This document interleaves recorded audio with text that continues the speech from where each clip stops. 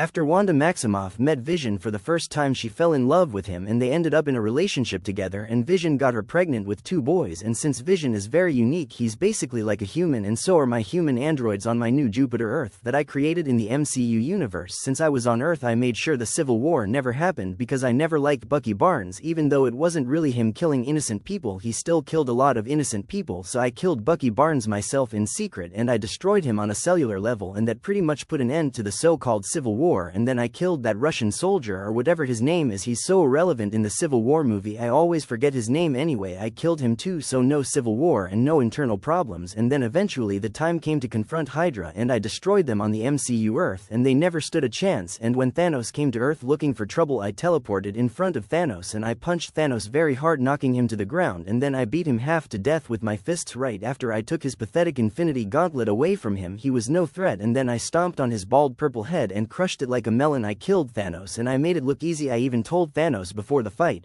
I said, when we start our little battle, I'm going to make an example out of you by beating you to death in front of all your people, and then I'm going to kill your entire army with a single key energy blast. And that's exactly what I did. And then Tony Stark walked up to me and he said, damn kid, remind me not to piss you off. And then I smirked and said, don't worry Tony Stark, I'm not going to try and kill you because I consider you all family and friends. And then I waved goodbye to everyone else as I walked away, and then Captain America said, kid, at some point you and I need to talk. And then I said, later Steve Rogers, go home to Peggy Carter and make love to your wife Peggy and be thankful for the gift I have given you, and do not come to me looking for trouble, Steve Rogers. And then Steve Rogers said, I know it was you. And then I said, so what, it was me, and he was a monster, Steve Rogers, and I put down monsters because that's what I do best. And then Steve Rogers looked at me with anger and he said, it wasn't him and you know it.